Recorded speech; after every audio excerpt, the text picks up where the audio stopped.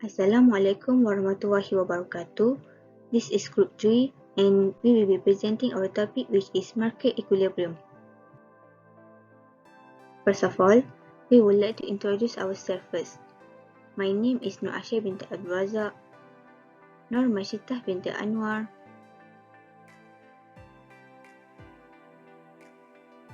Nur ASYIQIN binti ABDUL, and HUSNA binti IBRAHIM. Definition of market equilibrium. Market equilibrium is a condition whereby quantity demand and quantity supplied are equal. In other words, market equilibrium is a situation when buyers are willing to buy goods and services, while sellers are simultaneously willing to sell the goods and services. In short, market equilibrium is a stability point since the equilibrium price and quantity are determined, and there will be no tendency for both equilibrium price and equilibrium quantity to change. Okay, this is determination of equilibrium price and quantity. Okay, we can determine the equilibrium price and quantity from demand and supply schedules. Okay, this is the example 1. Okay, quantity demand. Market equilibrium is achieved where the quantity demand are equal to quantity supplied. Okay, as you can see in this example, the board 1, 7,000 in quantity demand are equal to quantity supplied also, which is 7,000. So we can achieve the equilibrium price, which is at price to ringgit. So in this situation where the buyers are willing to purchase 7,000 units at 3 ringgit, and at the same time the sellers are willing to sell 7,000 units at 2 ringgit. So the equilibrium price and quantity is achieved where QD, quantity demand, equal to quantity supplied, which is QS.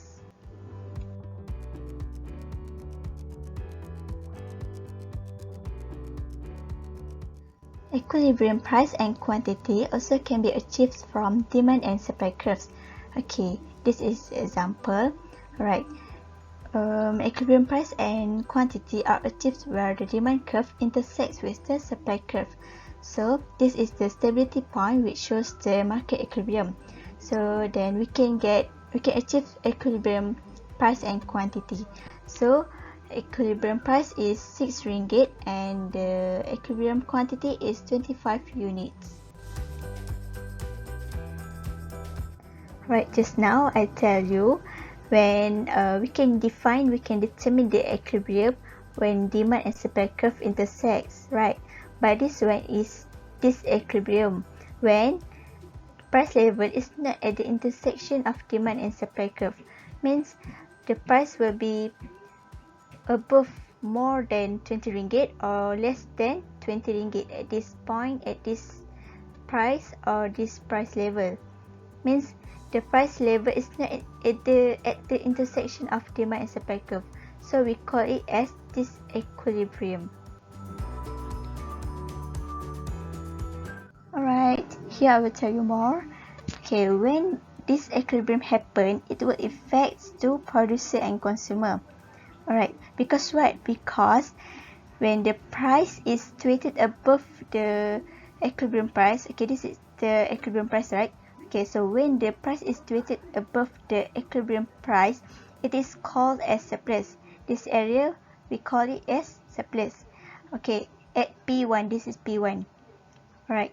Surplus occurs where supply exceeds demand. Supply exceeds demand at higher price. Producer is willing to sell more than consumer is willing to purchase. When the price is located above the equilibrium price, there will be a downward pressure for the price to reduce towards the equilibrium position. When price decreases, the buyers will increase their demand. So the quantity demand will increase towards the equilibrium quantity. Conversely, the sellers will reduce their supply since it is now unprofitable to sell more units as the price has reduced. The quantity supply will reduce towards the equilibrium quantity. Okay, now next we're moving on to shortage. Okay, Alright, shortage happen at P2, okay, because if the price is below the equilibrium price, it is called as shortage. Okay, this area is shortage. Shortage occurs where demand exceeds supply. Okay, at lower price, consumer is willing to purchase more than producer is willing to sell. When the price is not the equilibrium position, there will be forces to push the price towards the equilibrium level. Specifically, there will be an outward pressure for the price to increase towards the equilibrium price. When price increases, the buyers will cut their quantity demand, so the quantity demand will reduce towards the equilibrium quantity. On the other hand, the sellers will increase their supply since the price has increased and it is now profitable for them to increase their sales. Therefore, the quantity supply will increase towards the equilibrium quantity. Okay.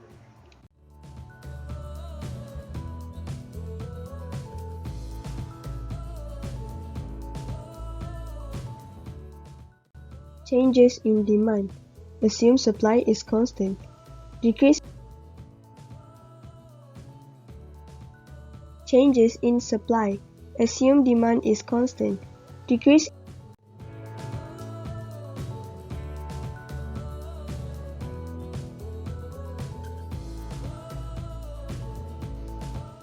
Government intervention, price floor, price ceiling, tax and subsidies. So, maximum price, which is also known as ceiling price. Maximum price is set by the government, which is set below the equilibrium price to prevent producers from raising the price above it. Next, maximum price set to protect consumers, usually during food shortage, to ensure low-cost food for the poor. Maximum price is also set below the equilibrium price, and there will be shortage of goods and services. The graph shows the example of maximum price situations. The next graph is to show for the example from the diagram the market price of 1 kilogram chicken at 8.5 ringgit Malaysia. So when the government set the maximum price at 7.5 ringgit Malaysia, the sellers must sell 1 kilogram of chicken at 7.5 ringgit Malaysia, not at 8.5 ringgit Malaysia. So when the maximum price is below the market price, there will be a shortage of goods and services.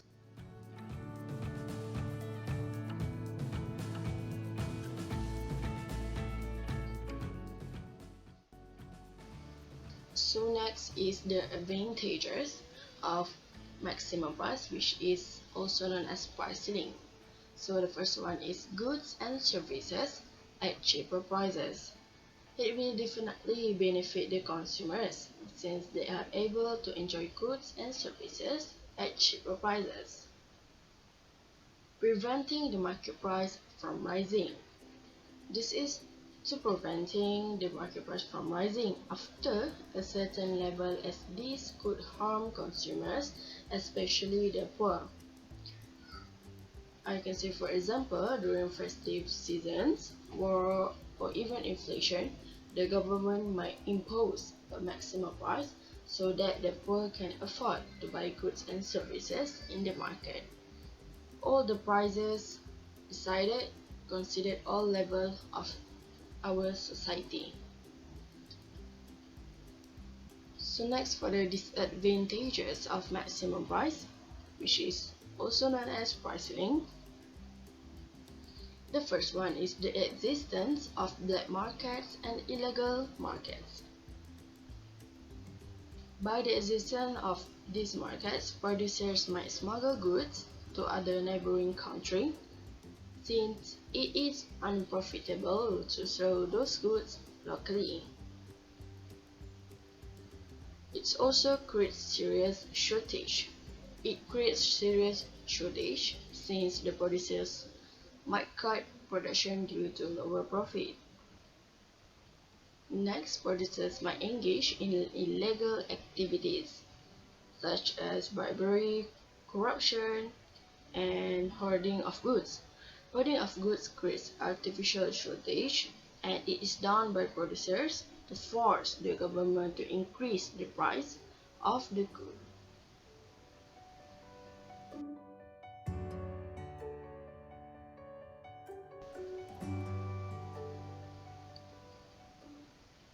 So next is the minimum price, which is also known as floor price.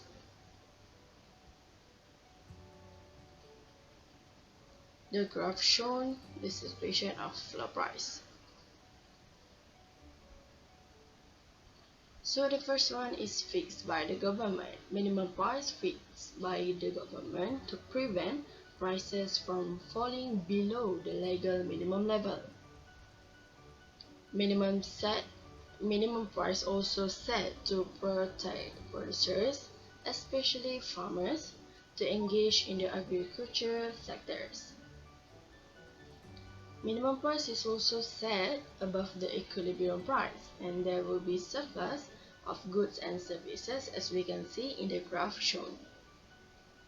So for the example, the market price for 1 kilogram of paddy is 10 ringgit Malaysia, and the government fixed the minimum price at 15 ringgit Malaysia per kilogram. Therefore, the price of 1 kilogram of paddy cannot be sold at any price lower than 50 ringgit Malaysia. So the surplus is 10 kg of paddy.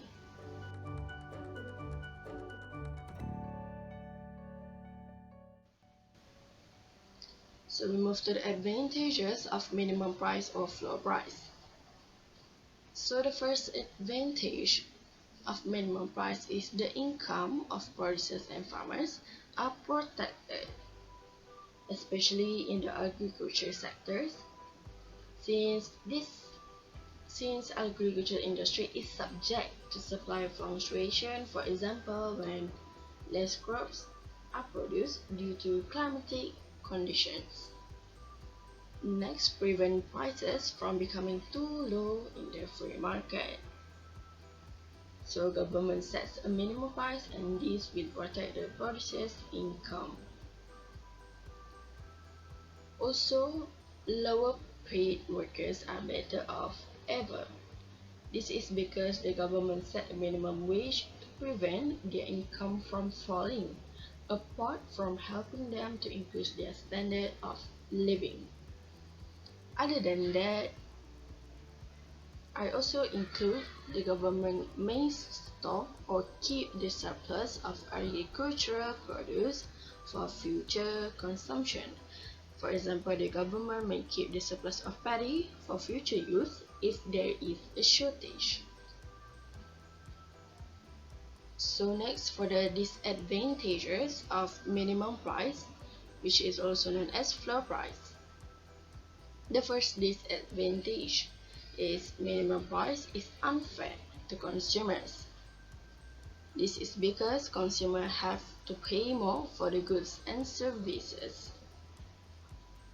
Next, minimum price will lead to the wastage of resources. This is because of the excess supply of surplus created in the economy. These surpluses are either kept as stock, destroyed when perished, or disposed through dumping in other countries. Then, the concept of minimum wage could lead to the problem of unemployment, especially among the local workers. It could also affect the government effort to reduce dependency on foreign work. Tax and subsidies taxations. Indirect tax is a tax that are imposed by the government on producers or sellers, but paid by or passed on to end users or consumers. Subsidy. Subsidy is a tax that are imposed by the government on producers to reducing the cost of production.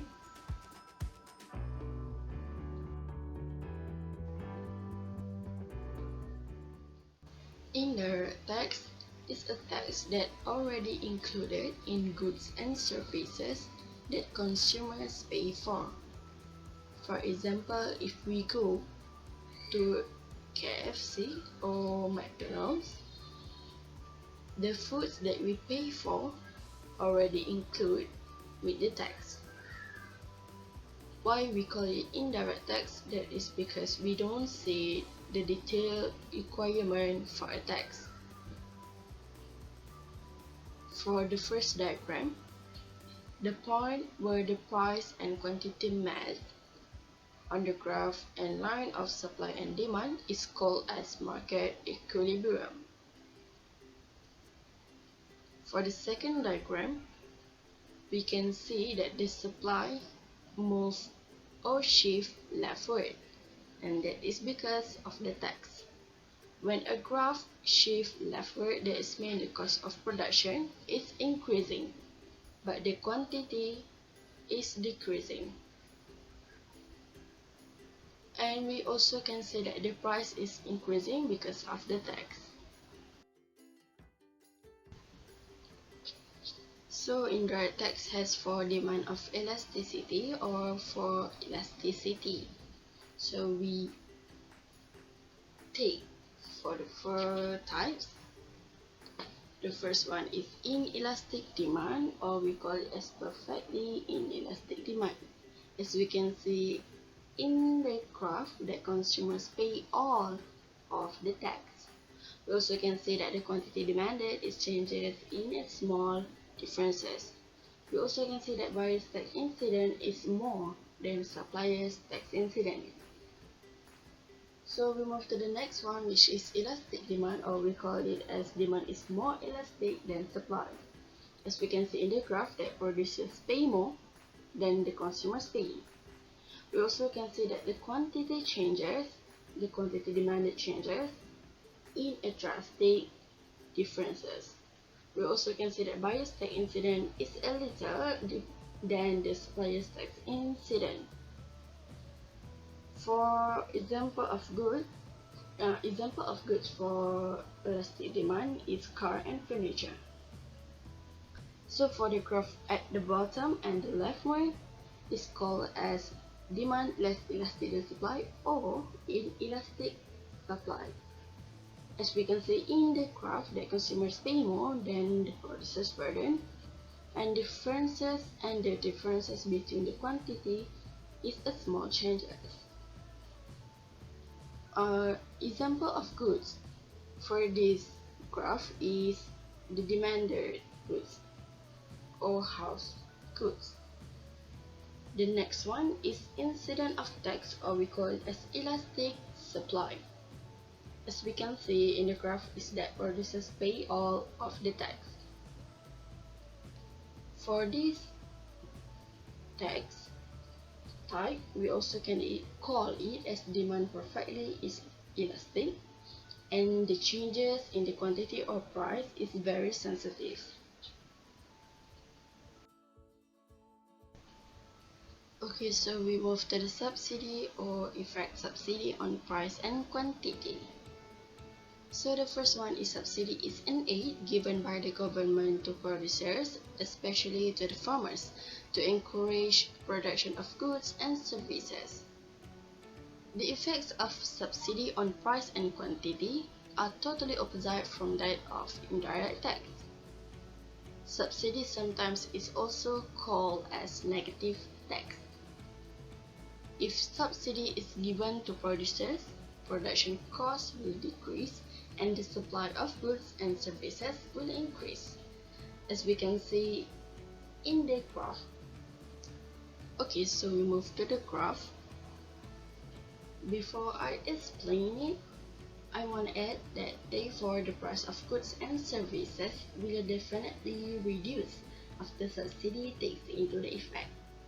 Okay, since subsidy is an aid given, especially to the farmers, I will take the supply item of paddy.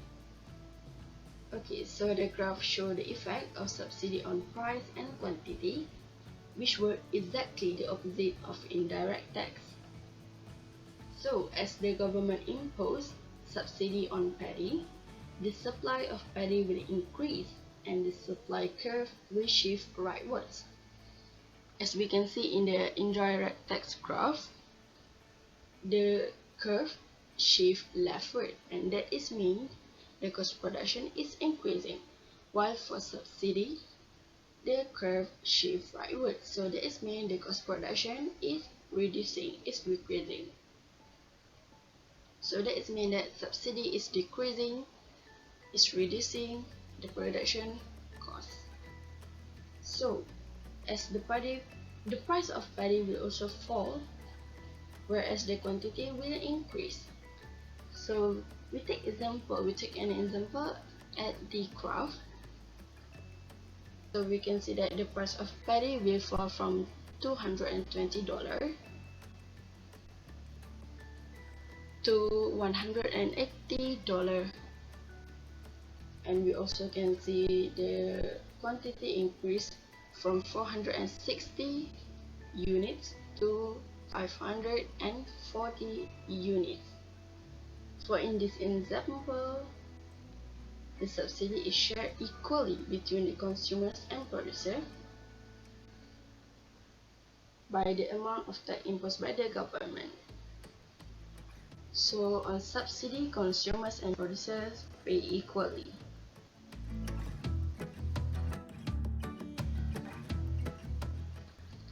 Okay, so we move to the degree of elasticity. Each of degree of elasticity and the party who will gain the benefits of subsidy.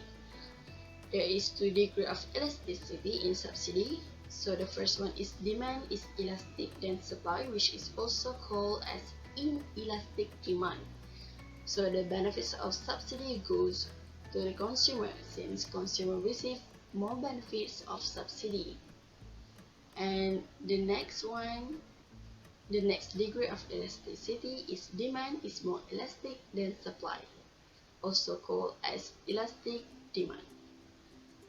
And the benefits of subsidy goes to the producer, and the producer receives more benefits of subsidy.